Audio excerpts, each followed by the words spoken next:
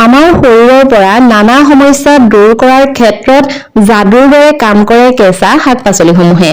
শীতকাল মানে হৈছে শাক-পাচলিৰে উপচি পৰা বজাৰ আৰু সেই তালিকাত পালেং শাকো হৈছে এক অত্যন্ত গুৰুত্বপূৰ্ণ শাক। প্ৰটিন ভিটামিনেৰে ভৰপূৰ এই শাক খালে একাধিক সমস্যাত ঔষধৰ দৰে কাম কৰে যদিও আন বিশেষজ্ঞসকলৰ পৰামৰ্শ অনুসৰি এই শাকৰ কিন্তু কিছুমান বেয়া দিশো আছে। সৰুৰ পৰা ডাঙৰলৈ সকলোৰ বাবে এই শাক কিন্তু খুবেই বেছি উপকাৰী। পালেং শাক আপোনালোকে নিঃসন্দেহে স্বাস্থ্যৰ কাৰণে খুব বেছি ভাল, গতিকে পালেং শাক আপোনালোকে নিঃসন্দেহে খোৱা উচিত। কিন্তু কিছুমান লোকৰ কাৰণে এই শাক খোৱাটো কিন্তু অত্যন্ত ক্ষতিকাৰক হ'বও পাৰে। পালেং শাকত প্ৰচুৰ পৰিমাণে পিউৰিন থাকে। এগৰাকী আয়ুৰ্বেদ আৰু অন্তৰ স্বাস্থ্যৰ প্ৰশিক্ষকে সম্প্ৰতি এটা ইনষ্টাগ্ৰামত ৰীল শ্বেয়াৰ কৰিছিল। তাত তেওঁ সকলোকে অতিৰিক্ত পালেং শাক খোৱাৰ বিষয়ে কিন্তু সতৰ্ক কৰি দিছিল। তেওঁ কৈছিল যে পালেং শাক অতিমাত্ৰা খালে কিন্তু কিছুমান সমস্যা হ'ব পাৰে। আমাৰ বহু লোকৰে এটা ধাৰণা আছে যে কোনো এবিধ শাক নাইবা কোনো এবিধ বস্তু যেতিয়া খালে ভাল বুলি গম পায় তাৰ পিছতে অতিৰিক্ত মাত্ৰাত খাবলৈ আৰম্ভ কৰে। সেইটো কিন্তু আমাৰ স্বাস্থ্যৰ কাৰণে খুবেই বেছি বেয়া। গতিকে বলক আমি জানি লওঁ পালেং শাক কোনসকল ব্যক্তিৰ কাৰণে মাৰাত্মক হ'ব পাৰে নাইবা পালেং শাকনো কোনসকল ব্যক্তিৰ কাৰণে অত্যন্ত ভাল। তেনেহ'লে ভিডিঅ'টো স্কিপ নকৰাকৈ শেষলৈকে চাই থাকিব। নমস্কাৰ, আস্থা ক্ৰিয়েশ্যনৰ নতুন এটা ভিডিঅ'ৰ মাজলৈ আপোনালোক সকলোকে পোনপ্ৰথমে স্বাগতম জনাইছো। এইকেইদিন যিহেতুকে স্বাস্থ্যজনিত কিছুমান ভিডিঅ' মই এই চেনেলটিত আপলোড কৰি আছো। যদিহে ভিডিঅ'সমূহ চাই আপোনালোকে ভাল পাইছে তেনেহ'লে এটি সুন্দৰ কমেণ্ট কৰিব আৰু আপোনাৰ বন্ধুবৰ্গৰ লগত নিশ্চয়কৈ শ্বেয়াৰ কৰিব আৰু আপোনালোকে কোনটো বিষয়ৰ ওপৰত জানিবলৈ বিচাৰে সেই সন্দৰ্ভতো কমেণ্ট কৰিব।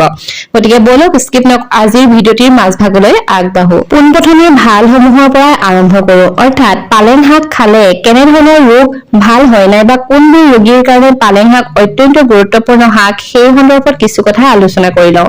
তাৰ পাছতে ইয়াৰ অপকাৰী গুণসমূহ নাইবা কোনসকল ৰোগীয়ে পালেং শাক খাব নালাগে সেই বিষয়ে কিছু কথাও আলোচনা কৰিম। প্ৰথমতে হৈছে ৰক্তহীনতা। যিসকল ৰোগীয়ে নাইবা যিসকল ব্যক্তিয়ে ৰক্তহীনতাত ভুগি আছে তেওঁলোকে পালেং শাক খাব পাৰে। পালেং শাকত আইৰণ যথেষ্ট পৰিমাণে থাকে, গতিকে পালেং শাক খালে তেজৰ অভাৱ দূৰ হোৱাত সহায়ক হয়। পালেঙত থকা আইৰণে হিমোগ্লোবিন গঠন কৰি শৰীৰত অক্সিজেন পৰিবহণ বৃদ্ধি কৰি তোলে। অৱশ্যে ভালদৰে আইৰণ পাবলৈ পালেং শাকত নেমু, বিলাহীৰ দৰে ভিটামিন চি থকা বস্তুৰ সৈতে খাবলৈ চেষ্টা কৰিব। অৰ্থাৎ পালেং শাক আপোনালোকে এনেই নাখায়, পালেং শাকৰ লগত অকণমান নেমু, অৰ্থাৎ যেতিয়া আপোনালোকে পালেং শাকৰ চাটনি খায় নাইবা চালাড বনাই খায় তেতিয়া অকণমান নেমু নাইবা বিলাহীও দিব পাৰে। দ্বিতীয়টো হৈছে উচ্চ ৰক্তচাপ। পালেং শাকত পটেছিয়াম আৰু নাইট্ৰেট প্ৰচুৰ পৰিমাণে থাকে। পালেং শাক খালে ৰক্তচাপ নিয়ন্ত্ৰণত সহায় হয়। পটেছিয়াম শৰীৰৰ ছডিয়ামৰ প্ৰভাৱ কম কৰি উচ্চ ৰক্তচাপ নিয়ন্ত্ৰণৰ ক্ষেত্ৰত সহায় কৰি তোলে। হৃদযন্ত্ৰ। পালেং শাকত থকা নাইট্ৰেটে ৰক্তবাহী নলীবোৰ শিথিল কৰি হৃদযন্ত্ৰৰ চাপ কম কৰে। এনে অৱস্থাত যদিহে আপোনালোকে পালেং শাক খায় তেনেহ'লে হৃদযন্ত্ৰৰ সম্ভাৱনা কম হয়। যদি আপোনাৰ হৃদযন্ত্ৰৰ সমস্যা আছে তেনেহ'লে আপোনালোকে পালেং শাক খাবলৈ আৰম্ভ কৰক। পাচন তন্ত্ৰৰ ক্ষেত্ৰতো খুব বেছি উপকাৰী। পালেং শাকত ফাইবাৰ প্ৰচুৰ পৰিমাণে থাকে। পালেং শাক খালে হজম প্ৰক্ৰিয়া ভাল হয়। ইয়াৰ উপৰি ই কোষ্ঠকাঠিন্যৰ সমস্যা দূৰ কৰাত সহায়ক হয়। গতিকে যিসকলৰ অন্তত প্ৰব্লেম আছে, অৰ্থাৎ যিসকলৰ কোষ্ঠকাঠিন্য আছে সেইসকলে দৈনিক পালেং শাক খালে অন্তৰ স্বাস্থ্য ভাল হয় আৰু পেট ভালে থাকে।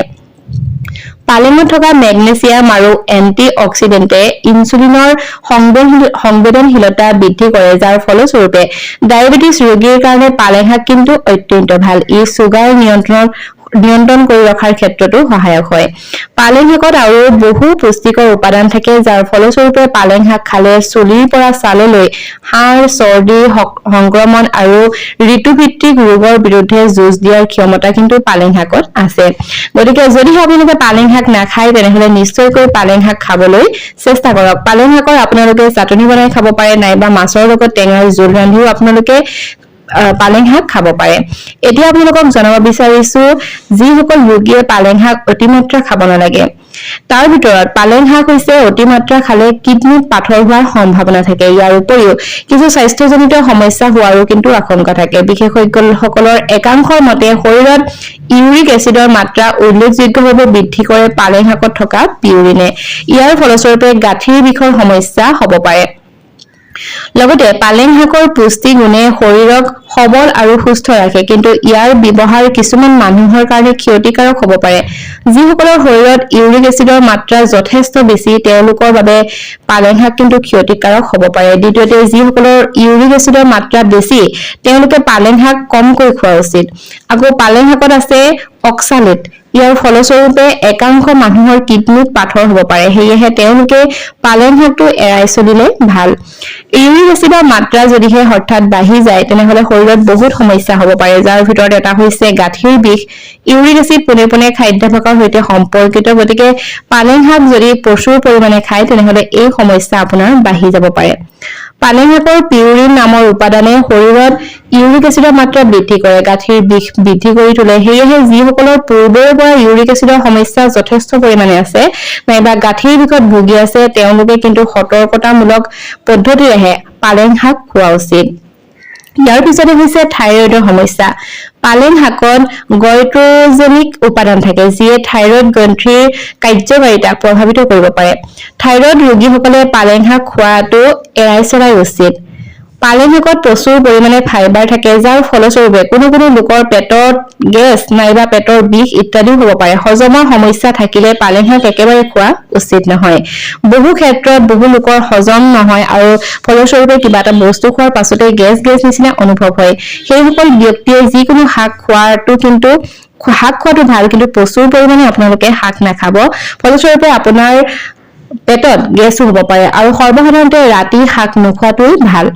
আপুনি যদিহে তেজ পাতল কৰাৰ ঔষধ খায় তেনেহলে পালেং শাক নাখাব, কাৰণ পালেং শাক বেছিকৈ খালে তেজ জমা হোৱাৰ প্ৰক্ৰিয়াক প্ৰভাৱিত কৰিব পাৰে। পালেং শাক যদি অতিৰিক্ত নিমখ নাইবা মছলা দি ৰান্ধে তেনেহলে ইয়াত ছডিয়ামৰ মাত্ৰা বেছি হ'ব পাৰে, যিটো স্বাস্থ্যৰ কাৰণে অতিকৈ ক্ষতিকাৰক।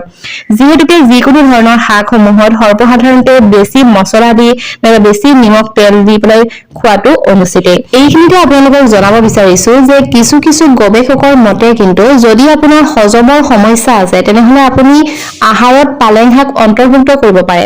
পালেং শাক খালে কোষ্ঠকাঠিন্যৰ সমস্যা দূৰ হোৱাৰ লগতে গেছ আৰু বদ হজমৰ দৰে সমস্যা আঁতৰ কৰাত পালেং শাক উপকাৰী, কিন্তু সেই বুলিয়েই যথেষ্ট পৰিমাণে কিন্তু পালেং শাক নাখাব নাইবা ৰাতি পালেং শাক নাখাব।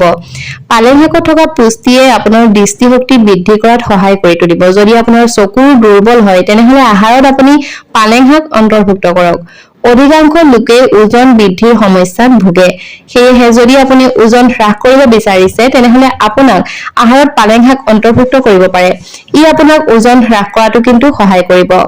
পালেং শাকত নাইট্ৰেটৰ অতি ভাল উৎস বুলি গণ্য কৰা হয়। ই ৰক্তচাপ স্বাভাৱিক ৰখাত সহায় কৰে। নাইট্ৰেটে তেজৰ প্ৰবাহ উন্নত কৰাত সহায় কৰে। যদিহে আপুনি উচ্চ ৰক্তচাপৰ সমস্যাত ভুগি আছে তেনেহলে দৈনিক আপোনালোকে পালেং শাকৰ ৰস খাব পাৰে। ই আপোনাৰ উচ্চ ৰক্তচাপ নিয়ন্ত্ৰণ কৰাত সহায় কৰিব। পালেং শাক খালে ৰক্তহীনতা দূৰ হয়। পালেং শাকত যথেষ্ট পৰিমাণে আইৰণ, এন্টিঅক্সিডেন্ট, ভিটামিন, খনিজ আৰু পুষ্টি থাকে। মাংসপেশী শক্তিশালী কৰিবলৈ আপুনি আহাৰত পালেং শাক অন্তৰ্ভুক্ত কৰাটো উচিত। ইয়াত পোৱা পুষ্টিবোৰে মাংসপেশীবোৰ শক্তিশালী কৰাৰ ক্ষেত্ৰত সহায়ক কৰে। গৰ্ভৱতী মহিলাসকলৰ কাৰণে পালেং শাক হৈছে এটা অত্যন্ত উপকাৰী খাদ্য। পালেং শাক খালে সন্তানৰ ওজন বঢ়াৰ লগতে গৰ্ভস্থ সন্তানে প্ৰয়োজনীয় খাদ্য খাবলৈ পায়। পালেং শাকত কেলচিয়াম, ভিটামিন চি আৰু লৌহ পদাৰ্থ বেছি পৰিমাণে থকাৰ বাবে ই আপোনাৰ শৰীৰৰ বাবে উপকাৰী। ইয়াক আপোনালোকে ভাজি নাইবা মাছৰ আঞ্জা ৰান্ধি নাইবা চুপ কৰিও খাব পাৰে। পালেং শাকৰ চালাড অতি পুষ্টিকৰ খাদ্য আৰু ইয়াৰ ঔষধি গুণসমূহৰ ভিতৰত আছে যে কেলচিয়াম, লৌহ পদাৰ্থ প্ৰচুৰ পৰিমাণে আছে। সেয়েহে আপোনালোকে পালেং শাক খালে দাঁত আৰু চুলি ভালে থাকে। পালেং শাকত থকা বিটা কেৰটিন নামৰ ভিটামিন আমাৰ চকুৰ কাৰণে খুবেই বেছি উপকাৰী। এইখিনিতে আপোনালোকক দুটামান কথা জনাব বিচাৰিছো। হয়তো আপোনালোকে বহুতেই জানে যে যিকোনো ধৰণৰ শাক নাইবা যিকোনো ধৰণৰ বস্তু প্ৰচুৰ পৰিমাণে খোৱাটো কিন্তু আমাৰ স্বাস্থ্যৰ কাৰণে হানিকাৰক হ'ব পাৰে। গতিকে আজিৰ এই ভিডিঅ'টো ইমানখিনিয়ে আছিল। যদিহে ভিডিঅ'টো চাই ভাল পালে তেনেহলে নিশ্চয়কৈ বন্ধুবৰ্গৰ লগত শ্বেয়াৰ কৰিব। আজিলৈ আহিছো, ধন্যবাদ।